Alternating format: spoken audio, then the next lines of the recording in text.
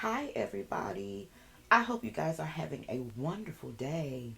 We're coming up on Mother's Day, and I've been doing some reflecting, especially since my youngest child has just graduated um, from college. Such an exciting time. So proud of her. But that has caused me to look back. I heard Joyce Meyer say, we live life forward, but we learn in reverse. And so there's been a lot of lessons that I've gleaned from and learned from by looking back, and a lot of different things, from being a mother that I've, taken to heart and really tried to grow from. Being a mother has been the most rewarding and the hardest thing I've ever done. Been doing this thing for 27 years now. And as they move into this next phase, there's still more to learn. And because now my son is married. um they're the older three are pretty much living on their own.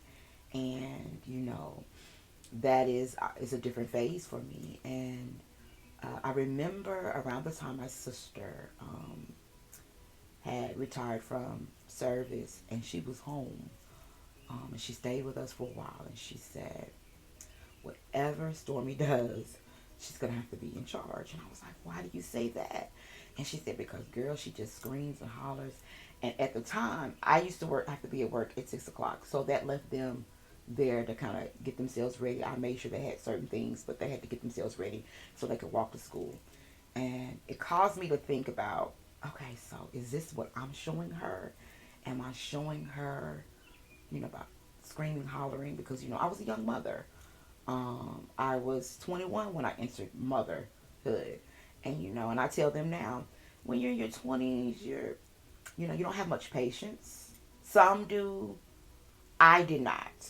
Um, so there was a lot of fussing and screaming, and like herding cattle. Come on, come on, come on, let's go. And why are you doing this? And why, And my children have always been very energetic.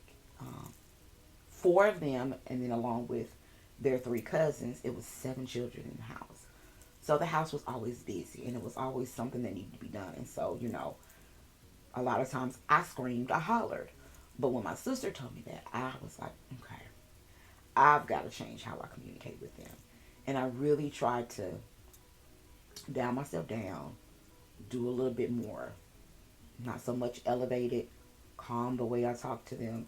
That was the first part of me really adjusting me for them.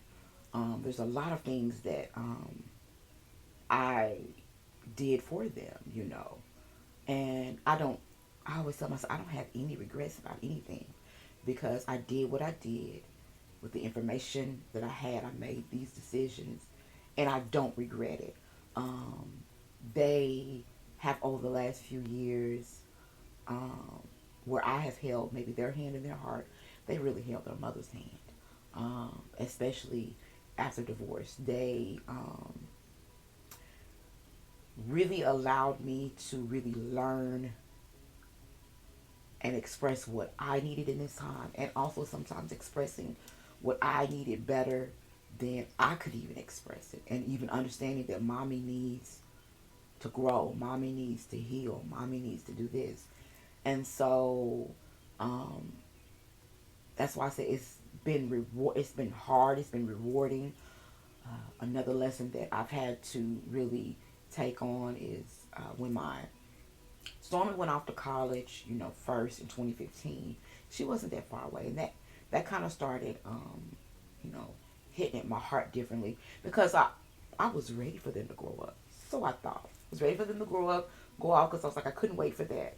So I thought until it started happening.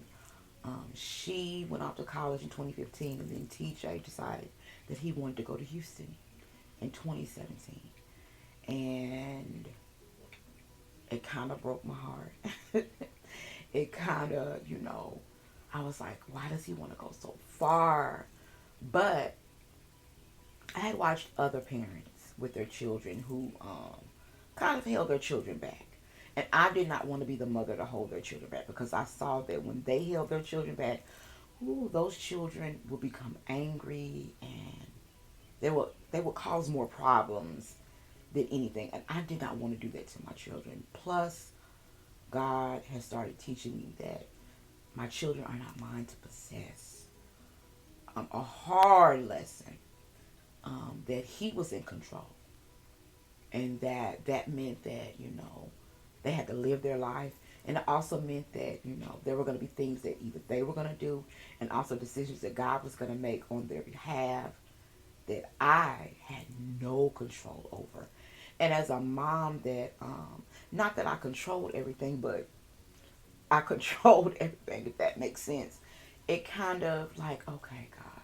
And I had to really relinquish all of that over to God, because I wanted them to have the best life. I wanted them to live their best life. I wanted them to enjoy their life. And I did not want all their decisions to be made just about what I think. Even though sometimes, they do take in consideration what mommy's thinking, what mommy feels, and that's fine. But I didn't want all of their life to be solely just dependent on what mommy thought.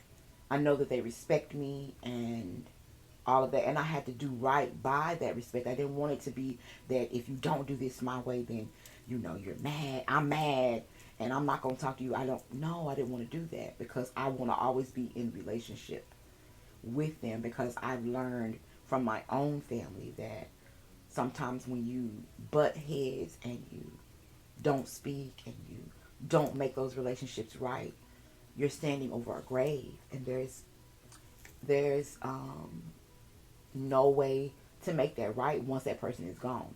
So I vowed that there is nothing that they can tell me, nothing that they can do that will separate me from being in their life. I don't care what they do. I don't care what they decide to do. I will express, hey, I don't think that's the best decision. But ultimately, this is between them and God. And so that is something that I have had to step back and say, them and God are driving this. This is between them and God. And they have to make these decisions. I can't make that decision for them. And it's been a beautiful thing to watch, what they create with their lives, watch what they do, be there in support when things maybe are not going the best, and be ready to let them know, hey, mama still, I'm still mama bear, and if they knucking, I'm bucking. If they bucking, I'm knucking. It's on site. We ride at dawn or dusk. That's me. Period. So, and they need to know that. I want them to know that. I want them to know that I don't care what it is. Even if they made the mistake, I have their back. And there's nothing that they can do about that. And that is one of the things I love about this new phase as they're adults, that I am seeing how they are choosing to live their life, how they're enjoying their life, how they are experiencing different things, and they bring me in and tell me, well, mommy, I did this. Mommy, I want you to come here and see this. When they're getting their new apartments, when they're decorating, I like to see how, what they create, what, even seeing, the influences of me, their aunt, and other people, and just, seeing all of that. We share a lot of things, music. They'll tell me, have y'all heard this song? Have you heard this? All types of things, and I'm grateful for that. I'm grateful that I can be a part of their life in this way. And I even tell them, I was telling specifically Toriana, I was like, we were riding on our way back from, I think it was Dallas, and I was like, wherever y'all are, I will come. I don't have a problem with that. And she was like, until you can't, mama. And I was like, what do you mean? She said, well, as you get older, we're not going to allow you to do that travel like that. And I was like, okay. So, they think about those things. And I never like toot my own horn, but it has, over the last few weeks, I've been like, okay, Naya, you've really given them tools. They are such smart, intelligent, amazing young adults that, they're going to be okay. And that is one of the biggest joys in motherhood, is that seeing that, because I often have said, I think I've ruined them. You know, they saw too much, they felt too much, and they were hurt by a lot of different things. And I'm like, but God showed me that, hey, one, by me healing me, it will heal them. And two, that it's not as bad as I think.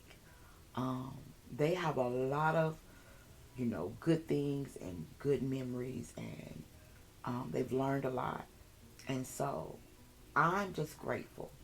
I'm grateful that God has allowed me to mother such amazing individuals.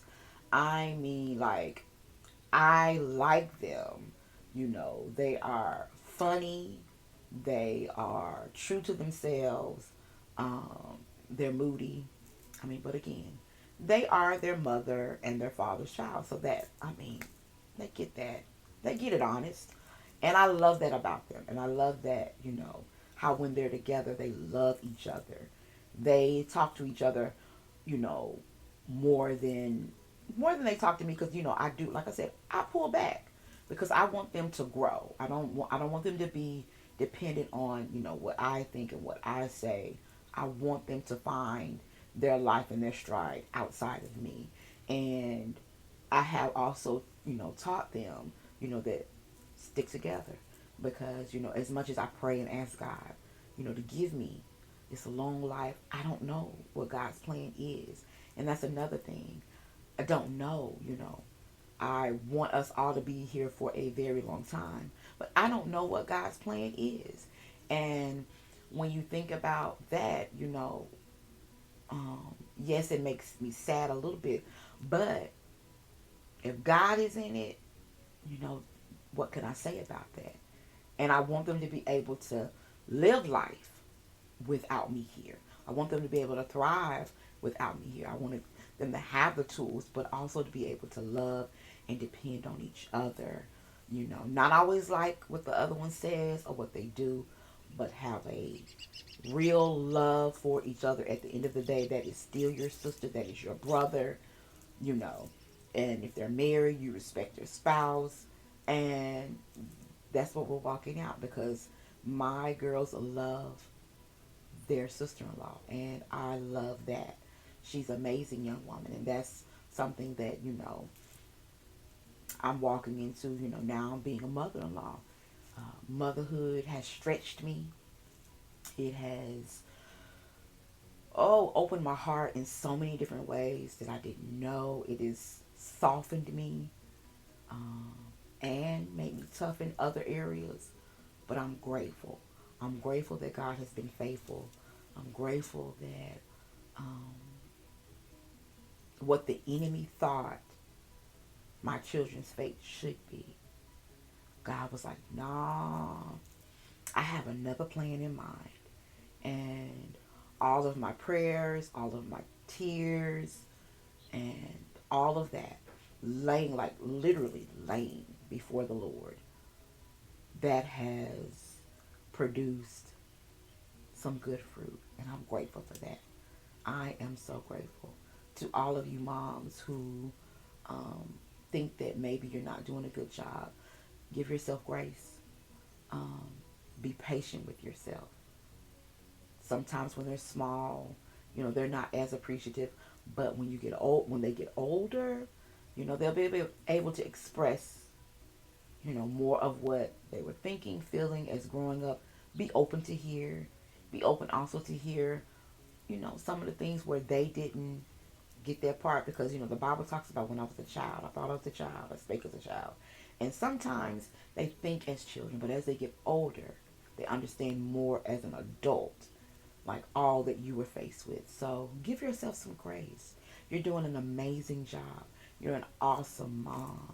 I know you're working, you're going to school. I've been there, and I know that that's tough, still trying to raise a family, and you're working and going to school, and you're stretched thin, and you've got these little people looking at you and depending on you. But I promise you. They see you, they see what you're doing, and they love you. And when they get older, I promise you, you will see the fruit of all the hard work you've put in now. I love you all to life. You all have an amazing day. Until next time. Oh, don't forget, like, follow, subscribe on YouTube, Facebook. I'm even on the TikTok, Purpose by His Design, and on Instagram I am Purpose by His Design, the number 2.